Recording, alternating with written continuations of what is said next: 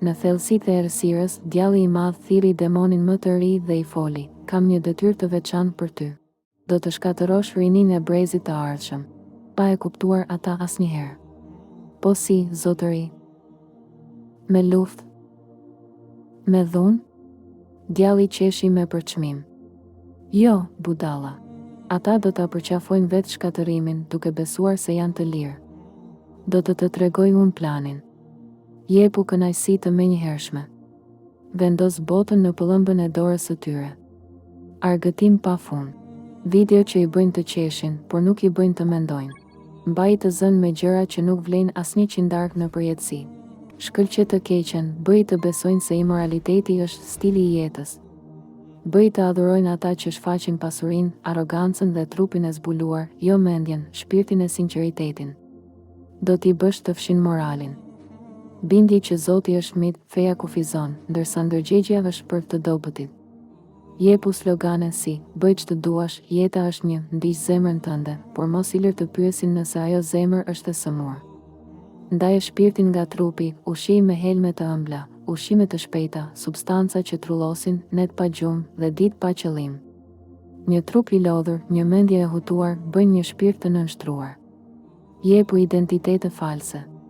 Mos i lër të dinë kush janë.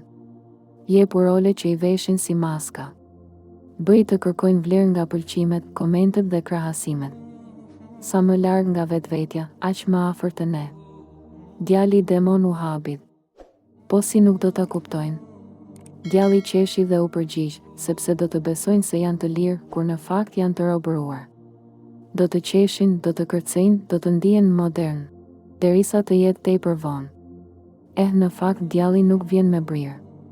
Ai vjen me ekran, fam, liri të rreme dhe kënaqësi pa kuptim. Shkatërimi më i rrezikshëm është ai që nuk duket.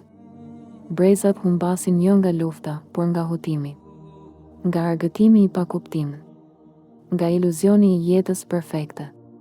Në një botë ku argëtimi dominon dhe vlerat shpesh mbeten në hije, rreziku më i madh nuk vjen nga lufta e dukshme, por nga iluzioni i lirisë.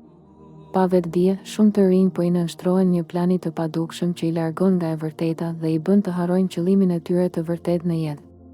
Shpëtimi është te vetdia. Të kuptosh këtë lojë. Të mos biesh në rrjetën e shejtanit. Është te kthimi te vlerat, te familja, te Zoti dhe te vetvetja. Mos e lejo veten të zgjohesh kur gjithçka është djegur. Allahu na paralajmëron për iluzionin e kësaj bote. Në një ajet kuranor Allahu thot: "Dhe jeta e kësaj bote nuk është tjetër vetëm se një argëtim dhe lojë, e jeta e vërtet është jeta në botën tjetër, veç sikur ta dinin." Surja Ankebut 29:64. Shkëlqimi i moralitetit është një sprovë. Mos ndiq pasionet e tua, sepse të largojnë nga rruga e drejtë. Surja Sad 38:26. Profeti Muhammed, paqja qoftë mbi të, ka thënë: "Do të vinë një kohë kur mbajtja e fesë do të jetë si mbajtja e prushit në dorë." Tirmidhi.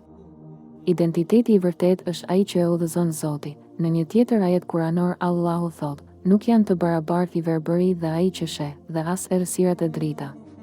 Surja Fatir 19:20. Thirrje për rinin. Mos u mashtro nga ajo që duket e bukur sot, por e zbrazët nesër. Jeta nuk është vetëm një shfaqje në rrjetet sociale, ajo ka një qëllim më të madh. Kupto vlerën tënde, afroju të vërtetës dhe mos harro se liria e vërtet vjen nga dituria dhe udhëzimi i Zotit. Pëlqe videon nëse ky mesazh të bën të reflektosh.